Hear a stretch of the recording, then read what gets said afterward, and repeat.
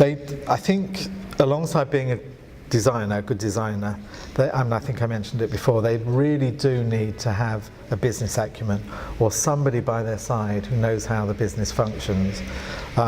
So many young designers go out to show in Paris or London or New York or Milan, and they just see themselves as designers and everybody should be buying their clothes.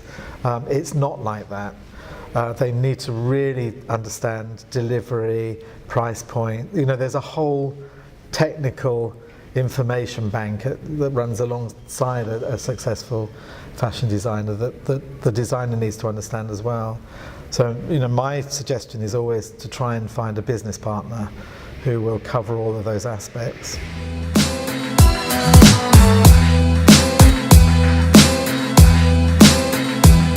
Well, I mean, if you look outside of Turkey, then there are some obvious names. Rifat Ozbek, who did, you know, become a very well-established designer, but now I believe works with interiors back in Turkey. Bora, who has steadily not built a business, but you know, his business is very level and very sort of balanced. Hussein, who's the intellectual.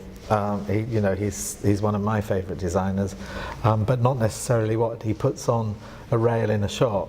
It's more the thought process and why he does things that really interests me. And then there's Erden, who, you know, went through college in Canada, then went to the Royal College of Art, then actually won Fashion Fringe in London, which I was part of. You know, and he was the obvious winner. If I had to look into Turkey, I think the real person who has committed themselves to working in Istanbul and is growing an international reputation is Hande, who, you know, her work is such good fun. She's created a branding that's not just about the clothes, it's about lifestyle as well. And I think she's handling the whole thing incredibly cleverly. She's showing in Istanbul, so Istanbul's beginning to understand what she's about, but she's also incredibly active elsewhere in the world and is selling to some of the main stores around the world, you know, in Hong Kong, Paris, etc., etc.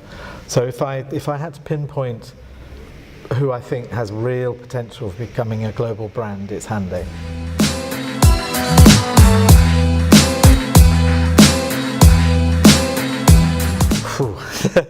That's a really difficult question. I mean, I'm getting much older now, so I actually stepped down from my post at London College of Fashion. I used to be the Dean of the Graduate School, so I was responsible for 22 MA programs and PhD students and research, which it was fantastic. I mean, I had fantastic staff, very stimulating environment to work in, but being at that level, I was just solving problems all the time and it became boring, and I thought, okay, there's space in my working life to do other things.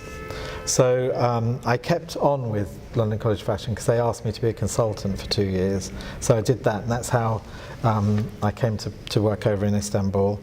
And I also work for other places like Marangoni I work with, and I work with London College of Communication, Colin McDowell in particular with Fashion Fringe, but we're looking at another way of working.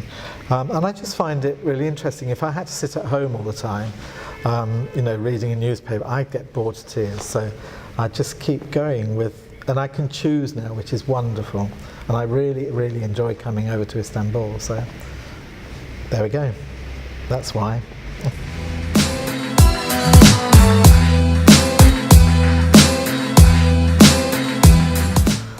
Neither. They need to find a balance in the middle. The most important is that they have an individuality, they have a look. And you know, once you have that and you're absolutely sure about the direction that you're taking, then you have to look at why people would want to wear it, why they would want to buy it. So the two things go hand in hand, but every successful designer has a brand image, and they're quite hard to get to. I go back to Hande with her brand, you know, and everybody knows who it is. It's just there. There are a couple of students, or the ones that we're working with now, who could very well do the same thing in a different way, but they're very definite looks, very definite brands.